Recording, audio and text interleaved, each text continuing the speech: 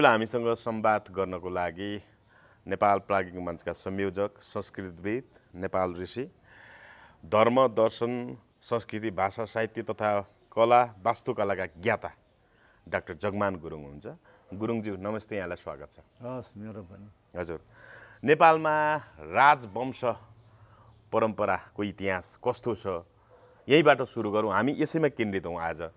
कसरी हेर्नुहुन्छ नेपालमा राजवंश परम्पराको इतिहासलाई? सबभन्दा पहिले नेपालमा राजवंशको परम्पराको इतिहासको बारेमा बखान गर्नुभन्दा पहिले राजा शब्दको अर्थ के हो त्यो बुझ्नु पर्यो। संस्कृतमा, नेपालीमा राजा, अङ्ग्रेजीमा किङ, तिब्बती भाषामा क्याल्बो। किङ भनेको एउटा स्टेट प्रमुख मात्रै हो। किङ भनेको एउटा स्टेट प्रमुख, राज्य प्रमुख होइन, एउटा राज्य प्रमुख। तर राजा भनेको एउटा राज्य प्रमुख मात्रै होइन।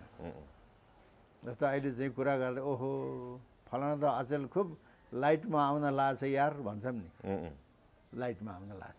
राजाको अर्थ हो लाइट, ज्योति। किनभने संस्कृत भाषाको राज शब्दबाट संस्कृत भाषाको राज धातुबाट राजा शब्द बनेको छ। राजाको अर्थ एउटा ज्योतिपुञ्ज, जुन ज्योतिपुञ्जले अन्धकारलाई हटाउँछ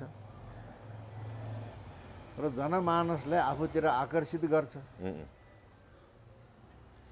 अनि राष्ट्रलाई बलियो बनाउँछ, त्यो हो राजा। अनि तिब्बती भाषामा क्याल भनेको अभिवृद्धि, आफ्नो पनि अभिवृद्धि, वंशको अभिवृद्धि, राज्यको अभिवृद्धि जसले गराउँछ त्यो सङ्ख्यात्मक गुणात्मक सबै हिसाबले होइन, त्यो क्याल्बो हुन्छ। त्यही कारणले राजाको अर्थ ज्योतिपुञ्ज, जुन ज्योतिपुञ्जले अन्धकारको नाश गर्छ र जनभावनालाई एउटा गुरुत्वाकर्षण, आफूप्रति आकर्षण गरेर उसले राज्य सञ्चालन गर्छ, राष्ट्र बलियो बनाउँछ, त्यो हो। र अब उहिले गाउँै पछि राजा, डाँडै पछि राजा, जातै पछि राजा थियो। जस्तो लिच्छवी कालमा 18 जात थिए, 4 वर्ण 18 जात। शिवपाल पृथ्वीनारायण शाहको पालामा 4 वर्ण 36 जात। अब अहिलेको गणतन्त्र नेपालको राष्ट्रिय गान व्याकुल मायाला ओम बलिया राईले सय थुङ्गा फुलका हामी एउटै माला नेपाली भनेको छ। सय थुङ्गा भनेको 100 जातिको कुरा आयो। तर अहिले भाषा आयोगको सर्वेक्षणमा हेर्दा नेपालमा 132 भाषिक समूह छन्, 132वटा भाषा बोल्दो रहेछ। त्यही कारणले कुनै बेलामा त गाउँै पछि राजा, डाँडै पछि राजा, जातै पछिको राजा थियो। अब तिनीहरूको चाहिँ इतिहास हामीले बिर्स्यौँ। अहिले कुनैको मुख परम्परामा चाहिँ लेखिएको छैन। इतिहास लेखिएको भनेको यो काठमाडौँ उपत्यका भनौँ, नेपाल उपत्यका भनौँ, बागमती उपत्यकाको मात्रै इतिहास लेखिएको छ। के कथाहरू छन्, त्यो कथाको आधारमा हामीले नेपालको राजवंशको इतिहासलाई पहिचान्नुपर्छ। र नेपाल मण्डल बागमती उपत्यकाको जुन इतिहास, शैव स्रोत, बौद्ध स्रोत, दुईटा स्रोत छन्। शैव स्रोत भनेको हिमवत्खण्ड पुराण, पशुपति पुराण, नेपाल महात्म्य र त्यसको आधारमा नेपाली भाषामा लेखिएका वंशावली, जसले भाषा वंशावली भन्दछ। बौद्ध परम्परामा स्वयम्भू पुराण। अब शैव स्रोतले के भन्छ भने यो बागमती अविरल रूपमा बगिरहेकी थिइन्। पूर्वतिरबाट बाणासुरका छोरा महेन्द्र दमन आए, उसले बागमतीलाई ठेला हान्यो, बाँध बाँध्यो र चाहिँ पोखरी बनायो। अनि उनका बहिनी प्रभावती अहिलेको स्विमिङ पुल जस्तो चाहिँ नौका विहार गर्ने। अनि नारद मुनिले देखे यति राम्रो चाहिँ असुर कन्या यहाँ चाहिँ नौका विहार गरेको छ, त्यो त हाम्रो भगवान् कृष्णका चाहिँ छोरा प्रद्युम्नलाई सुहाउने छ, यहाँको कुरो उहाँ लैदियो। अझै प्रभावतीको चाहिँ वर्णन गर्यो। अनि भगवान् कृष्ण यहाँ आउनुभयो। आएपछि अनि त्यहाँबाट यहाँको त्यो बाँधलाई फोरेर पानी बगायो अनि बस्ती बसाल्यो। अनि प्रभावती र प्रद्युम्नको विवाह भयो भन्छ। यो चाहिँ नि शैव स्रोतले। अनि बौद्ध स्रोतले के भन्छ, यो त पहिल्यैदेखिको एउटा चाहिँ नाग पोखरीको रूपमा थियो। महाचिनबाट महामञ्जुश्री आएर त्यो पानीलाई फल्यायो अनि बस्ती बसाल्यो भन्छ। अब यो कथाले के भन्छ भन्दाखेरि उत्तरतिरबाट पनि घमाइलो ठाउँ खोज्दै खोज्दै खोज्दै मान्छे बसाइ सर्दै आए। दक्षिणबाट पनि शीतलो ठाउँ खोज्दै खोज्दै खोज्दै मान्छे यहाँ आए। चीनबाट मान्छे आए, मथुराबाट मान्छे आयो भने त्यो कथाले त्यो भन्छ। अनि अर्को कुरो यहाँ बुझ्न पर्ने के हो भने नाग पोखरी, नागलाई त हामीले सर्प भन्न ठान्छौँ, तर नाग भनेको एउटा मानिसको प्रजाति हो। तर त्यो नाग अति सरल, अति सरल मानिसकै अवतारको रूपमा लिन्छ। त्यो मानिसको अवतार भने मानिसकै एउटा प्रजाति हो। प्रजाति नै यहाँ छैन, त्यो नाग जाति थियो यहाँ भन्ने बुझ्यो। किनभने महाचिनबाट चाहिँ बलिया मान्छे आएपछि भाग्न पर्यो। किनभने बैरी भाग्यो भाग, नरायण आफै भाग, आफूभन्दा बलियो आएपछि त भाग्न पर्यो। नागहरूको बस्ती थियो, नागहरूको राज्य थियो भन्ने हामीले त्यसरी बुझ्नुपर्छ। अनि अर्को कुरो बाणासुरको छोरा महेन्द्र दमन, यो त असुरहरूको राज्य हो। बाणासुरका चाहिँ एउटा असुर कुमार थिए, असाध्य बलवान। देवराज इन्द्रसँग उसको द्वन्द्व भयो। देवराज इन्द्रले वज्र प्रहार गरे। वज्र प्रहार गरेपछि त्यो असुर कुमारको नाभिमा लाग्यो। देवराज इन्द्रको वज्र लागेपछि त खुद्रुकै परेन पनि, तर खुद्रुको परेन। उसको नाभि यति बलवान भयो, यति बलवान भयो कि वज्रनाभ दैत्य भयो। उसको नाभि वज्र जस्तो बलवान भयो। त्यो वज्रनाभ दैत्यले देवराज इन्द्रलाई दमन गरेको हुँदाखेरि महेन्द्र दमन भयो। यो त असुर राज्य हो। त्यसपछि अब यहाँ अहिलेको मानिसहरूको सभ्यता, मानिसको उत्पत्तिको इतिहास पत्ता लगाउँदै जाने भने पुरापाषाण काल र नवपाषाण काल भनिन्छ। पुरापाषाण काल भनेको पुरानो ढुङ्गे युग, नवपाषाण काल भनेको नयाँ ढुङ्गे युग। त्यतिखेरका मान्छेहरू घुमन्ते जीवन बिताउने। कहाँ बस्ने त ठुलो रुखो मुनतिर बस्ने पानी ओत्नको लागि, अनि डाँडा माथि बस्ने, अलि थुमको माथि बस्ने, अनि ढुङ्गाको ओडारमा बस्ने। हतियार के त बाटोघाटमा चाहिँ मिल्काइराखेको चाहिँ ढुङ्गाको हतियार गर्ने। अनि दाहिने हात र देब्रे हातमा लिएको ढुङ्गा यसो ठकठाक गरेर साइज मिलाउने। त्यो पुरापाषाण काल, पुरानो ढुङ्गे। पछि त्यो ढुङ्गालाई घोटी घोटी घोटी चाहिँ नि बन्चरो बनाउन थाल्यो, छुरी बनाउन थाल्यो। त्यो नवपाषाण काल। अब यहाँ चाहिँ जस्तो भद्रकालीको थुम्को पहिले त अग्लो थियो, अन्त पुरिँदै पुरिँदै पुरेर थुम्कोको रूपमा छ। त्यतिखेरका मान्छे फेरि पानीको पाइप पारेर बस्ने। यहाँ टुकुचा, टुकुचा भनेको उखुको जस्तो रस आउने पानी, इछुमती। यतै प्राचीन किराँत भाषामा टुकुचा भने उखुको रस जस्तो। अब त्यहाँ बस्दै एउटा पिशाच। पिशाच भने पनि हामी भूत प्रेत जस्तो भन्न ठान्छ। पिशाच भने पनि मान्छेको एउटा प्रजाति हो। जस्तो अहिले घोडे जात्रामा चैत्र कृष्ण पक्षको चतुर्दशीलाई पिशाच चतुर्दशी भन्छ। नेपाल भाषामा 5 अरे। त्यो दिनदेखि घोडे जात्रा सुरु हुन्छ। अनि घोडे जात्राको समापन कहाँ हुन्छ त? विष्णुमतीको किनारको कङ्केश्वरीमा। त्यतिखेर दुईटा थरी समूहको ढुङ्गा हनाहन गरेर अनि जात्रा सम्पन्न गर्ने। जुन समूह हार्यो त्यसको नाइकेलाई कङ्केश्वरीमा लगेर काट्ने। जङ्गबहादुर महाराजको पालोसम्म त्यो परम्परा थियो। अनि जङ्गबहादुर महाराजले यो त साह्रै अशोभनीय भयो भनेर ढुङ्गा हानेर जात्रा समापन गरेर त्यसको नाइकेलाई काट्ने परम्परा बन्द गराइदियो। भनेपछि त्यो चाहिँ नि पुरापाषाण कालको पैसाच युग, पिशाचहरूको युगको इतिहास छ। यहाँ असुरहरूको कुरो छ।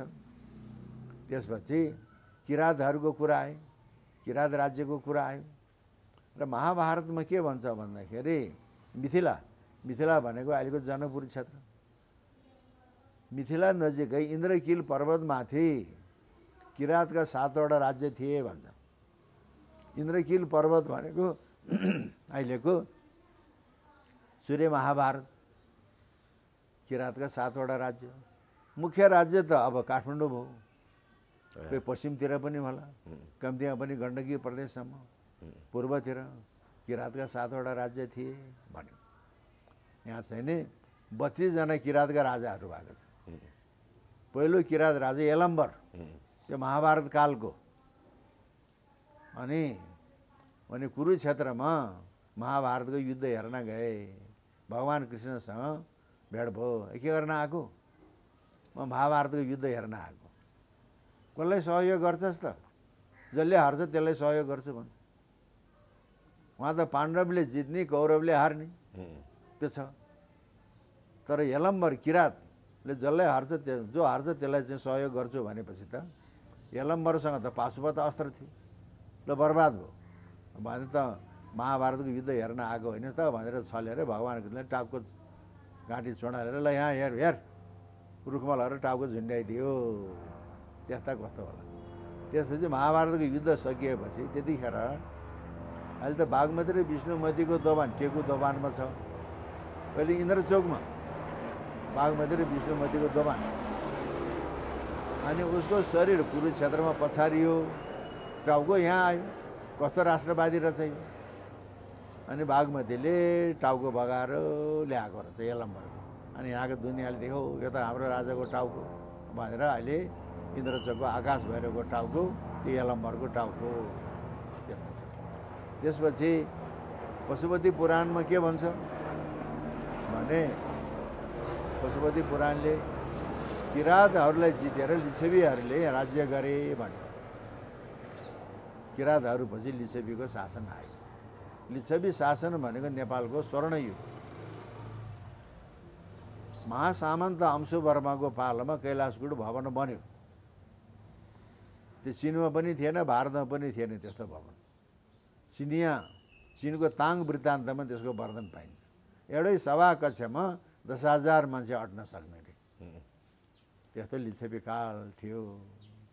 पछि त्यो लिच्छवी वंश पनि 8औं शताब्दीदेखि त्यसको पतन सुरु भयो। अनि पूर्व मल्लकाल आए, पूर्व मध्यकाल पनि भन्छ, पूर्व मल्लकाल पनि भन्छ। र लिच्छवी कालमा को अवस्था कस्तो थियो भने अहिलेको सङ्घीयता जस्तो। सार्वभौम सत्ता सम्पन्न राजा केन्द्रमा बस्ने काठमाडौँमा, पूर्व पश्चिममा चाहिँ सामन्तहरूले शासन गर्थे सार्वभौम सत्ता राजालाई मानेर। अनि केन्द्रीय सत्ता कमजोर भयो भने पूर्व पश्चिमका सामन्तहरूले स्वतन्त्र हुन खोज्ने, केन्द्रीय सत्ताले उसलाई आफ्नो अधीनमा राख्ने। मानवदेवको चाउको अभिलेखले त्यही भन्छ। तर 8औं शताब्दीपछि केन्द्रीय सत्ता कमजोर भएपछि अनि त्यसपछि छिन्न भिन्न भयो यो ठाउँ। अनि त्यस्तो विशाल नेपालको सिमाना कत्रो थियो त? यवत खण्डमा के भन्छ त? गण्डकी कौशिकी चैव तयर मध्ये बरस्थलम नीलकण्ठ नटे शौच तय पुनस्तया विधम भन्छ। गण्डकी र कोशी प्रशोभन क्षेत्र नेपाल। कर्णाली किन भएन त? गण्डकी र कोशी हिमवत खण्ड, कर्णाली मानस खण्ड भएको हुनाले हिमवत खण्डमा कर्णालीको कुरो नआएको। तर मानवदेवको अभिलेखमा, चाँगो अभिलेखमा गण्डकी पारी मल्लपुरी भन्ने थियो सामन्त राज्य भनेपछि गण्डकी कोशी कर्णाली। प्राचीन कालमा पनि नेपाल वर्तमानमा जत्रो थियो त्यत्रै थियो। त्यसपछि फेरि प्रयाग भनेको अहिले इलाहाबादमा गुप्त सम्राट समुद्रगुप्तको एउटा अभिलेख छ। त्यसमा आफ्नो उत्तरवर्ती छिमेकी राष्ट्रहरूको उल्लेख आउँछ। समतट दृढवाक कामरूप नेपाल कर्तिपुरादि प्रत्यन्त नृपति भी। कामरूप भनेको आसाम, कर्तिपुर भनेको कुमाऊको बिचको नेपाल भन्यो। यति ठुलो थियो। तर इस्वी भनौँ विक्रमको 8औं शताब्दीपछि लिच्छवीहरूको केन्द्रीय सत्ता कमजोर भयो, पूर्व पश्चिमका सामन्तहरूले तह लाउन सकेन, त्यो विशाल नेपाल 3 खण्डमा टुक्रा भयो। एउटा चाहिँ यो नेपाल मण्डलमा मात्रै सीमित रह्यो, नेपाल मण्डलको एउटा राज्य। पश्चिममा अहिलेको कर्णाली प्रदेशमा सपादलक्ष खसदेश, 1.25 लाख खस साम्राज्य विकास भयो। त्यतिखेर मिथिलाको वैभव लोप भइसकेको थियो, कपिलवस्तुको वैभव लोप भइसकेको थियो। अहिलेको 12 जिल्लाको सिमरनगढमा एउटा राज्य, एउटा नेपाल मण्डलको एउटा राज्य, एउटा सपादलक्ष खस देश, पश्चिमको खस राज्य, एउटा चाहिँ नि सिमरनगढको राज्य, त्यस्तो। अनि त्यसपछि यो नेपाल मण्डलमा, नेपाल उपत्यकामा पनि एक छत्र राज्य भएन, 2 जना मिलेर राज्य गर्ने, 3 जना मिलेर राज्य गर्ने, त्यस्तो भयो। अनि एउटाले आफ्नो विरोधीलाई तह ल्याउन पश्चिमका खसहरूलाई बोलाउँथे यहाँ। एक थरीले चाहिँ नि आफ्नो विरोधीलाई बसमा पार्न सिमरनगढका डोयहरूलाई बोलाउँथे। आर्थिक अवस्थाले जर्जर थियो। डोय भन्नाले? डोय भनेको त्यहाँ सिमरनगढका एउटा समुदाय। तर पछि त्यो विशाल खस राज्य पनि छिन्न भिन्न भयो, 2224मा परिणत भयो। अनि काठमाडौँ पनि, काठमाडौँ, भक्तपुर, पाटन, 3वटा राज्य विकास भयो त्यहाँ। त्यो सिमरनगढ राज्य पनि पतन भयो। त्यहाँका राजाहरू, राजकुमारहरू काठमाडौँमा आएर चाहिँ शरण लिन आए, त्यस्तो अवस्था भयो। त्यसपछि आधुनिक कालको चाहिँ सुरुमा काली गण्डकीको उत्तर र दक्षिणमा 2टा राजवंशको उदय भयो। काली गण्डकीदेखि दक्षिण पाल्पामा सेन वंशको उदय भयो। अनि सेन वंशका प्रतापी राजा मुकुन्द सेनले कछाडै कछाड चाहिँ नि अहिलेको टिस्टासम्मको राज्य उसले आर्जे, विस्तार गरे। त्यसपछि काठमाडौँमा पटक पटक आक्रमण गरेको छ, त जित्न सकेन। किन काठमाडौँ बुढो भएर खोग्यो भने काठमाडौँ हो नि त, मुकुन्द सेनले जित्न सकेन। अनि पाल्पाबाट अहिलेको तनहुँ, रिसिङ, घिरिङ, मकवानपुर, विजयपुर, चौदण्डी हिन्दूपतिको देश। किनभने पाल्पाली मुकुन्द सेनले आफूलाई हिन्दूपति भन्थे, हिन्दूपतिको देश भनेको टिस्टासम्म। अनि काली गण्डकीको उत्तरमा शाह वंशको उदय भयो। गण्डकी प्रदेशमा अहिले 8 टिका भनेर भन्छन्। टिका भनेको राज्य। त्यो 8 टिका, 8 राज्यमा 3वटा खान राज्य, 5वटा शाह राज्य।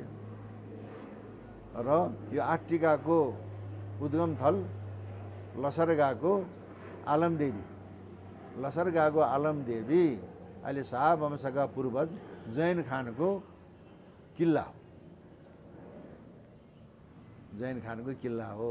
त्यसपछि लसरगाका 2 राजकुमार खान्चा मिन्चा भनेको छ। लसरगाका 2 राजकुमार खान्चा मिन्चा। मगर भाषामा खान्चा भनेको जेठा, मिन्चा भनेको कान्छा। अनि खान्चाका सन्तानले भिरकोटमा राज्य स्थापना गरे, खान्चाका सन्तानले। अनि मिन्चाले चाहिँ नि नुवाकोटमा, नुवाकोट भन्यो नयाँकोट, स्याङ्जाको नुवाकोटमा राज्य स्थापना गरे। त्यस कारणले भिरकोट, गरौँ र ढोर त्यो खान राज्य, नुवाकोट, कास्की, सतौँ, लमजुङ र गोर्खा यो शाह राज्य। खान भने चाहिँ के मुस्लिमै समुदाय अन्तर्गतको हो त? खान भने मुस्लिमकै? खान भनेको चाहिँ अब अहिले विरोध गर्नेहरूले यो त मुसलमान हो, जस्तो सलमान खान मुसलमान हो भन्छन्, तर मुसलमान होइन। किनभने कुनै बेला चिनका बादशाहहरू, चिनका मङ्गोल बादशाह कुबलाई खाँ, चङ्गेज खाँको वर्चस्व थियो। हामी बहादुर भन्छौँ नि, बहादुर शब्द नेपाली जस्तो भन्ठान्छ। त्यो बहादुर शब्द मङ्गोलियन शब्द हो। जस्तो मङ्गोलियन उलन बाटुर भन्ने ठाउँ छ, बाटुर, त्यसैलाई चाहिँ नि मुसलमानहरूले बहादुर भने। त्यो बहादुरलाई हामीले सकार्यौँ। त्यो बहादुर भने त मङ्गोलियन शब्द हो। त्यो अपभ्रंश भएर त्यस्तो भयो, विकास भएको। अपभ्रंश भन्ने विकास भयो, बाटोरबाट बहादुर भयो। जस्तो अब चङ्गेज कुबलाई खाँ, चङ्गेज खाँ, त्यो मङ्गोलियन बादशाहहरूको चाहिँ नि जुन उपाधि हो, जुन टाइटल हो, त्यसलाई अरूले पनि लिए। अहिले हामी ठकुरीलाई मात्रै चाहिँ खाँ ठान्छौँ। मगरमा पनि खान ठकुरी भनिन्छ, थारूमा पनि खान ठकुरी के अरे खान थारू भनिन्छ, खान मगर खान थारू। ऊ सङ्खुवासभा जिल्लामा जाने भन्दा खान घले पनि छ। त्यो चाहिँ एउटा मङ्गोल बादशाहहरूको टाइटलले सिको गरेको। त्यतिखेर तिनीहरूको वर्चस्व। खानलाई खाम पनि भन्छ मगरमा हो त्यो भाव। खान मगर भन्ने पनि छ, खाम मगर भन्ने पनि छ, थारू पनि छ, खान घले भन्ने पनि छ। त्यही कारणले अब त्यसपछि मिन्चाका चेला, मिन्चाका छोराहरूको पालादेखि त्यो शाह उपाधि भयो। अनि मिन्चा नुवाकोटका राजा मिन्चाका चाहिँ माइला छोरा जगदी खान, उसले कास्कीमा घलेमारी साई रजाको। अहिले पनि बडा दसैँको फुलपातीमा फुलपाती पर्सँदाखेरि एउटा वाक्य बोल्नुपर्छ, घलेमारी साई रजाको। त्यहाँको घले राजालाई मारेर जगदी खान त्यहाँका राजा भएपछि जगदी खान शाही भए। त्यतिखेर अहिले साबिक लमजुङ, अहिले कास्की। लमजुङ हिमालको फेदमा गुरुङहरूको ठुलो राज्य थियो, कोला राज्य। कोला राज्यका घले राजालाई परास्त गरे जगदी खान शाहीले। अनि उनी कुलमण्डन शाह भए। कुलमण्डन भने आफ्नो कुललाई मण्डन भनेको भूषण गर्न सक्ने हुनाले अनि कुलमण्डन शाह भए। अनि कुलमण्डन शाहका जेठा छोरा कास्कीकै राजा भए। माइला छोरा कालु शाहलाई पुवार भण्डारी राउत सुयाल दुरा घिमिरेले लमजुङका राजा बनाएका थिए। उसलाई त गुरुङले मारिदियो। पछि फेरि यिनै छथरले कालु शाहका साइला भाइ यशोब्रह्म शाह, वंशावलीहरूमा जसोबम शाह भनेको, जसोबम शाह भनेको यशोब्रह्म शाहलाई फेरि राजा बनाए। दुराको नाम्लो, घिमिरेको काम्लो। दुराले चाहिँ नाम्लो लाएर चाहिँ राजकुमारले बोकेर ल्याएको छ। घिमिरे बाहुन चाहिँ खोकिलामा काम्लो च्यापेर अघि बाटो देखाउँदै हिँड्छ। बाटोघाटो र चौतारामा बल बिसाउनु पऱ्यो भने फ्याट्ट काम्लो ओछ्याइदिने। त्यसपछि राजकुमारले त्यहाँ बसाल्ने। दुराको नाम्लो, घिमिरेको काम्लो। दुरा भनेको खजेदुरा, घिमिरे भनेको कुसुमाखर घिमिरे। अनि दुरा डाँडामा ल्याएर चाहिँ राजकुमारलाई बिसाएपछि पुरानो कोटमा घलेको राज्यमा चाहिँ अब राजा थापना गर्न पर्ने। अब त्यहाँ चाहिँ नि सायद हेर्दा हेर्दै हेर्दै हेर्दै मुहुर्त टर्न थाल्यो। अनि दुरा डाँडाको ठुलो ढुङ्गाको चप्लेटीमा कुसुमाखर घिमिरेले यशोब्रह्म शाहलाई बसालेर उसलाई राज्याभिषेक गरेर सिन्दुर जात्रा गरे। त्यो ढुङ्गा अहिले पनि सिन्दुरे ढुङ्गा भनिन्छ। जस्तो अब अहिलेको संहितामा त के लेखेको छ, उहिलेको पुरानो मुलुकी ऐनमा अदलको महल भन्ने छ। अदलको महलको 1 नम्बरको बुँदा के छ, ढुङ्गाको खलल हुने गरी राज्यलाई ढुङ्गा भन्दछ। राज्यलाई ढुङ्गा भन्ने परम्परा कहाँबाट आयो? त्यो दुरा डाँडाको सिन्दुरे ढुङ्गाबाट आएको। अनि यशोब्रह्म शाहलाई राजा बनाए। राजा बनाएपछि अनि पुवार भण्डारी राउत सुयाल दुरा घिमिरे यो कालु शाहलाई मार्ने, गुरुङलाई मार्ने कि पाल्ने रणनीति तयार भयो। कुनैले मार्ने पनि भने, कुनैले मार्न हुँदैन, किनभने हामीले ल्याएको यिनले मारे। भर्खर भर्खर ल्याएको छ, राज्यमा राम्रोसँग ज्वरो गढेको छैन, यिनलाई मार्न हुँदैन, पाल्नुपर्छ। जसरी तसरी यिनलाई हातमा लिन सक्यो भने यिनको माध्यमबाट यी जस्तै अर्को जात जित्न सक्छ। भने यी गुरुङहरू हाम्रो हातमा कसरी आउँछ त? राज्य सत्ताको हक अधिकार यिनलाई पनि दिनुपर्छ। दिएपछि यिनीहरू हाम्रो पक्षमा आउँछ। तर यिनलाई स्वतन्त्र छोड्न हुँदैन, हिन्दू धर्मको अङ्कुशी लगाएर राख्नुपर्छ भन्ने रणनीति बनाएपछि गुरुङका 5 भनेको पञ्च भलादमीहरूलाई लमजुङ दरबारको धर्मसभामा बोलाए। यता गुरुङहरू पनि खैलो बेलो भयो। हामीले मारेका थियौँ, फेरि यिनले ल्याए। हामीले हरियो भन्न पाएन, पहेँलो भन्न पाएन। हरियो भनेको धानको नल, पहेँलो भनेको धानको बालो भन्न पाएन। अब यीसँग चाहिँ नि मिलेर जुङ भुज्ने थिति, दीर्घकालीन थिति गरेर बस्ने हो। ल जाऊँ। धर्मसभामा आएपछि राजा यशोब्रह्म शाहले, तिमी गुरुङहरूले धर्म छोड्यौ भने म पनि कालु शाह जसरी मारिनेछु। त्यस्तै हुन्छ भने तिमीहरूसँग के कुरा गर्नु? र तिमीहरूले धर्म राखिदियो भने म राजा हुन पाउनेछु, के भन्छौ भनेर सोधने हुँदा महाराजबाट थिति बक्स हुन्छ भने हामी राजा मान्छौँ भने यो जगमान गुरुङले फुटेनी जोडेर भनेको होइन। हाम्रो गाउँमा मेरो वंशको बाजे विद्याको गुरु याङजकोट देउरालीको पैँडी भनेको ज्योतिषी लालबहादुर खुड्रङ्गी लामा गुरुङ 106 वर्षमा बित्नुभयो। गाउँ छोडेर माटी पोखरा माटी बानी गुम्बाको फेदीमा बस्नुहुन्थ्यो। उहाँ कहाँ छ एउटा वंशावली। अहिले लालबहादुर गुरुङको काइला छोरा युवराज गुरुङको घरमा छ त्यो वंशावली। किन प्रमाण नभइकन बोल्न हुँदैन। अनि यशोब्रह्म शाहले गुरुङहरूलाई कस्तो स्थिति दिए भने तिमी गुरुङहरूको अघिदेखिको सनातन कुल धर्म लामा घ्याब्रीले गर्नुपर्ने काम लामा घ्याब्रीले गर्नु, ब्राह्मणले गर्नुपर्ने काम उपाध्याय ब्राह्मणले गर्नु, जिया नमास्नु, चाकचकुई माफ भनिदियो। त्यतिखेर हडनाता करिणीमा बिग्रेका लोग्ने मान्छेले चाक आइमाले चकुई भन्थे। हडनाता करिणीमा बिग्रिएपछि त्यसले मालती मङ्गले बनाइदिने दास दासी। चाकचकुई माफ भनेपछि गुरुङले चाहिँ हडनाता करिणीमा बिग्रिए पनि उसलाई दास दासी बनाउन नपाउने, घटी जातमा घटुवा गराइदिने। त्यसमा मासिने जात नमासिने जात भन्थ्यो। मासिने जातको हडनाता करिणीमा पऱ्यो भने दास दासी बनाउने, नमासिने जात हडनाता करिणीमा पऱ्यो भने त्यसलाई नमासिने जातलाई अनि मासिने जातमा घटुवा गराइदिने। नमासिने चोखो मतवाली जातको हक अधिकार दिए यशोब्रह्म शाहले गुरुङहरूलाई। त्यतिखेर धन सम्पत्तिको केही महत्त्व थिएन, जातको महत्त्व थियो। त्यहाँ चाहिँ नि लामा गुरुङका पुर्खा 2 जना, घोताने गुरुङका पुर्खा 1 जना, लाम्छाने गुरुङका पुर्खा 1 जना गएका थिए। हर्ता कर्ता भर्दा लामा गएको छ। राजाले लामालाई त मेरै गोत्र लि, मेरो पनि भारद्वाज गोत्र तिम्रो पनि भारद्वाज गोत्र भनेर भनेपछि अनि लामा गुरुङहरू मक्ख परि राजाको गोत्र पाएपछि घोताने गुरुङलाई अतिरी गोत्र दिए, लाम्छाने गुरुङलाई गर्ग गोत्र दिए। त्यसपछि चाकचकुई माफ भनेपछि अनि गढी गाउँडाखेरि गाउँको तालुकदार जिम्मल मुखिया गढी गाउँडाका द्वारे कोटको उमरा मिर उमरा हुने हक अधिकार पाए। अनि क्षेत्री ठगुरी सरह खुडा हान्ने जातमा दरिए। त्यसपछि खसान्त भाइ शेषान्त भाइ, खसान्त भाइ भनेको खसबाहुन, शेषान्त भाइ भनेको गुरुङहरूको संयुक्त प्रयासबाट यशोब्रह्म शाहलाई अनि लमजुङको राजा बनाए। त्यसपछि लमजुङका राजा यशोब्रह्म शाहका जेठा नरहरि शाह, माइला नरपति शाह, कान्छा द्रव्य शाह 3 भाइ छोरा थिए। त्यहाँ सायद चाहिँ यशोब्रह्म शाहको उल्लेख छैन। यशोब्रह्म शाहको देहावसान भइसकेको हुनुपर्छ। अनि आमा बसन्तावतीले के भने द्रव्य शाह ज्यानको भारी मोटो घाटो त बुद्धि शुद्धि केही पनि नभएको। अनि आमाले के भने बसन्तावती रानीले भने हेर कान्छा अब तिमी ज्यानको भारी बुद्धि शुद्धि केही छैन, दरबारमा बसेर के गर्छ गोठाउँ जा। गोठामा गएपछि दुध दही खान पाउने भयो, खान पाएपछि जाने भयो। अनि गोठमा गएर बसे।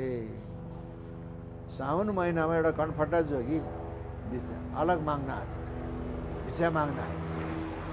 भिक्षा माग्न आएपछि यसो चामल दिने चलन छ। कि कन्फट्टा योगीले के भने म यो चामल होइन म खिर भोजन गर्छु भने खिर भोजन गरायो। कण्ठ प्रमाणले खायो, घाँटीसम्म आउने खाएपछि अनि म गोरखनाथ हुँ, तँलाई गोर्खाको भोग तेरा सन्तानलाई नेपालको भोग दिएँ भने। शरीर त्यत्तिकै मोटो थियो।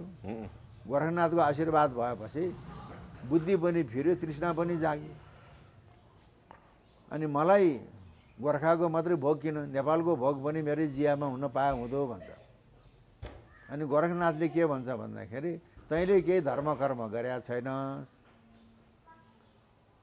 तँभन्दा चाहिँ 4औं पुस्ताको राजा बडा धर्म कर्म गर्ने गुणी हुनेछ। त्यसदेखिको 7 पुस्ता र तिमीदेखिको 11 पुस्ताले नेपालको भोग हुनेछ भन्छ।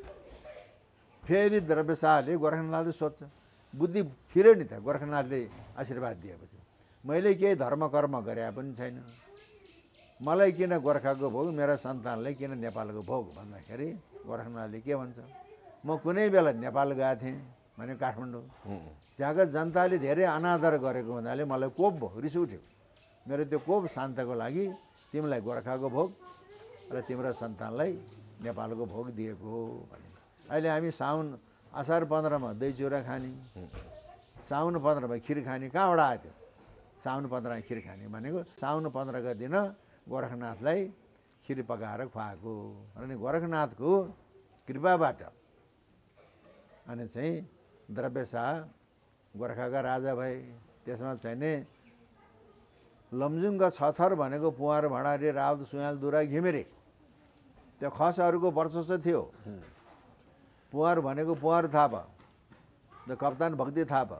भण्डारी भनेको त्यो बाहुन भण्डारी होइन, पुवार थापाले कुटुम्ब बनाएर ल्याएको भण्डारी छेत्री।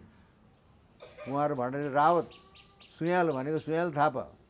4 जना त खसहरू थिए, 1 जना घिमिरे थिए, 1 जना चाहिँ दुरा थिए। तर गोर्खामा आएपछि बाहुनहरूले ओभरटेक गरिदियो। त्यहाँ त पाँडे पन्त आर्याल खनाल बोहरा राणा, खस त एउटा बोहरा मात्रै भयो। अनि नारायण आर्याल र गणेश पाण्डे आए। त्यसपछि गणेश पाण्डे मुकुन्द सेनको पालामा लडाइँ गर्दै गर्दै गर्दै आउँदाखेरि बिरामी भएर गोर्खामा बास बसेछ। गोर्खाको छपराङ मैदानमा उसको बास बस्यो। अनि गोर्खामा चाहिँ नि शाह राजकुमारलाई राजा बनाउन पाए त हुँदो भन्ने उसको मनमा रहेछ। अनि नारायण आर्याल चाहिँ नि गोसाइकुण्डको तीर्थ गर्नको लागि लमजुङमा आएर हरिनन्द सापकोटाको घरमा बस्याएर छ। बास बस्दाखेरि नारायण आर्याल त बडा विद्वान ज्योतिषी रहेछन्।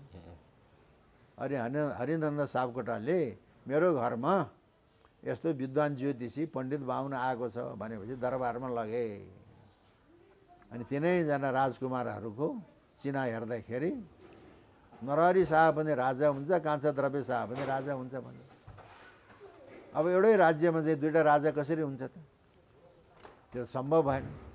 र उतापट्टि गोरखनाथको शुभ आशीर्वाद, यतापट्टि गणेश पाण्डे र नारायण आर्यालको मुख्य भूमिका, अनि पाँडे पन्त आर्याल खनाल बोहरा राणाको संयुक्त प्रयासबाट अनि द्रव्य शाह गोर्खामा राजा भए। अब अहिले गोर्खा दरबार भएको त्यो माझकोटमा खड्गा राजा। खड्गा भनेको खड्गा छेत्री होइन, खड्गा मगर। तल्लो कोटमा घले राजा, उपल्लो कोटमा घले राजा।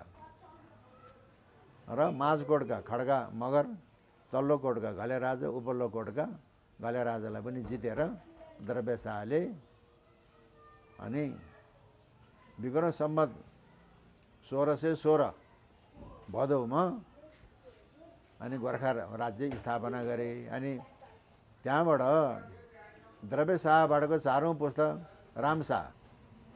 रामशाह भनेको के हो भन्दाखेरि हेलाङको फेला। अब रामशाहका आमालाई उसको राजा श्रीमानले मन नपराउने अब उसको चाहिँ माइती चाहिँ दादीको सल्यान रहेछ, सल्यान गएर बसे। लोग्नेले मन नपराए किन बस्ने त्यहाँ, दरबार भनेर हुन्छ र, सुख चाहियो, माइत गएर बसे। रामशाहको पिताको परलोक भएपछि दरबारको रानीबाट सन्तान केही पनि रहन्छ। अनि भाइ खलामा यसलाई चाहिँ राजा बनाउने भन्ने भयो त्यहाँ। अनि सल्यानको जनताले अनि उता गर्भवती अवस्थामा दरबारबाट निर्वासित भएको रहेछ, छोरो जन्मेर वहीँ बसेको रहेछ। अनि सल्यानका जनताले यो राजकुमार भनेर डोला बनाएर ल्याए। अनि रामशाह राजा भएको हेलाको फेला भनेको त्यो हो। त्यस कारणले अब अहिले पनि गोर्खा दरबारमा सल्यानबाट ल्याएको फुलपाती भित्र्याउँछ सबभन्दा पहिले रामशाह। त्यसपछि फेरि पृथ्वीपति शाहको पाला पनि त्यस्तै भयो। पृथ्वीपति शाहका चाहिँ रानी पनि अब लोग्नेले हेला गर्यो, खप्न नसकेर उसको तनहु रहेछ, तनहुमा गएर बसे। अनि नरपाल शाह के अरे पृथ्वीपति शाहको अवसानपछि फेरि राजा को हुने भन्ने भयो। फेरि तनहुको जनताले नरपाल शाहलाई त्यहाँबाट डोला बनाएर गोर्खामा भित्र्याएको। र अब अहिले पहिले चाहिँ सल्यानको फुलपाती भित्र्याउँछ, पछि तनहु पुरकोटको फुलपाती भित्र्याउँछ गोर्खामा, गोर्खाको फुलपाती काठमाडौँ ल्याउँछ। त्यसरी नरपाल शाह भए।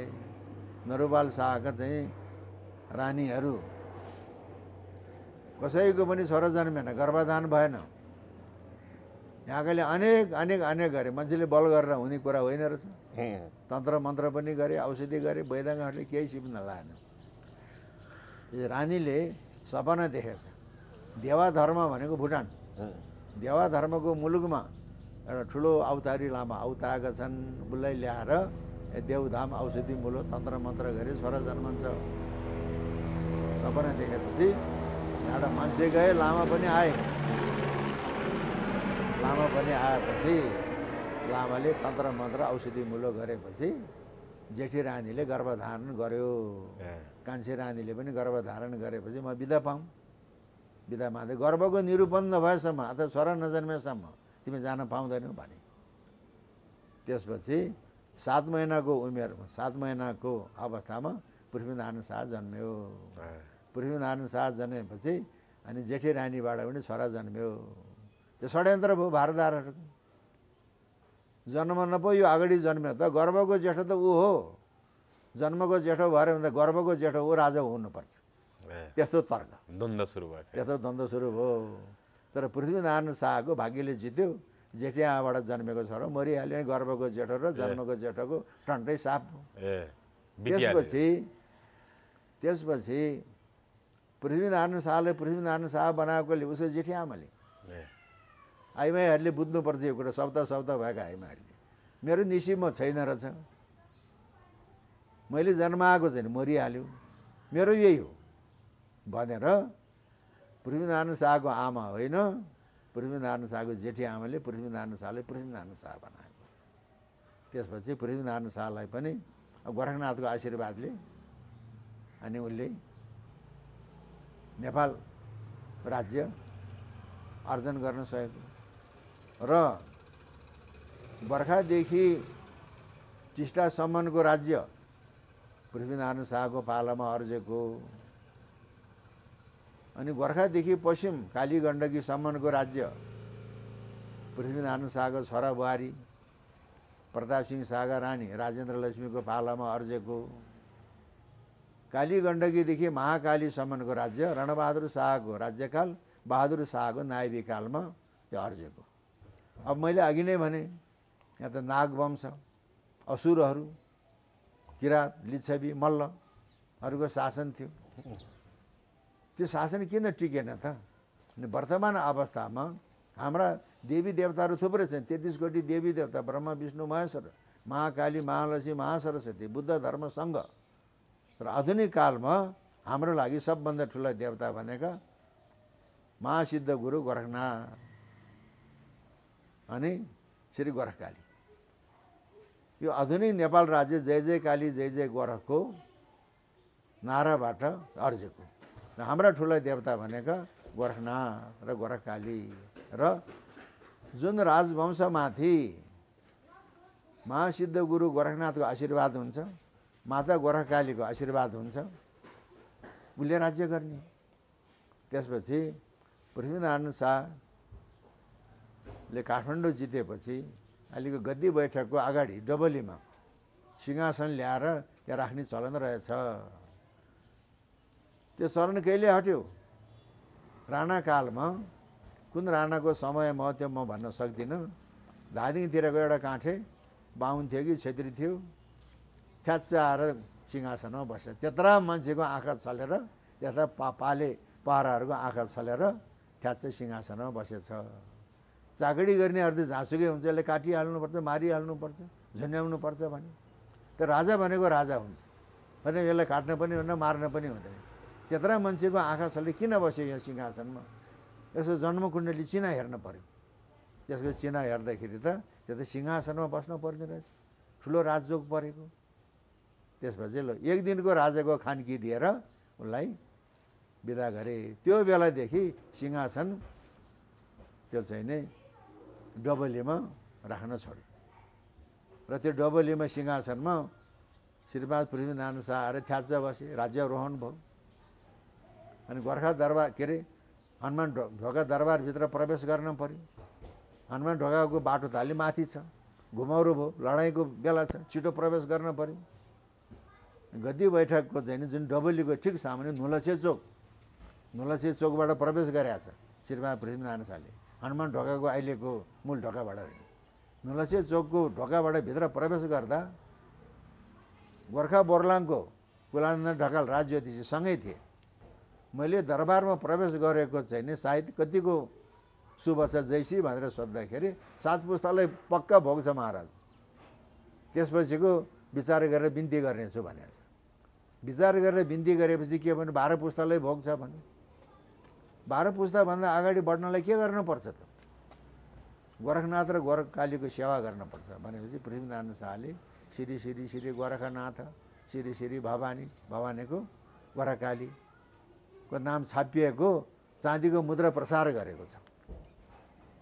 अहिले 12 पुस्ता टुटेन। त्यो 12 पुस्ता नटुटाउनको लागि प्रयास कसले गर्यो? नेपाल प्राज्ञिक मञ्चले गर्यो। हामीले गोरखनाथको पूजा गऱ्यौँ, गोरखकालीको पूजा गऱ्यौँ, वज्रभैरवको पूजा गऱ्यौँ। त्यसको प्रायोजनको गोर्खा समी भन्ज्याङको होटल यात्रीको प्रोपराइटर शान्ता श्रीपाली बस्छन्। अहिले उहाँसँग पनि 2-4 कुरा राख्नु, मेरो धर्मको छोरी यहीँ हुनुहुन्छ। गऱ्यौँ हामीले, रिन्यू रिचार्ज गऱ्यौँ 2082 सालको वैशाख 19 गते हामीले पूजा गऱ्यौँ नि। बाँले पनि नभेट्ने त्यो मौलो 18 वर्षदेखि यता केही नपाएको 1 माना चाहिँ तोरीको तेल खर्च गरेर मेची महाकालीको युवकहरूले घोटेर चिल्लो बनाए।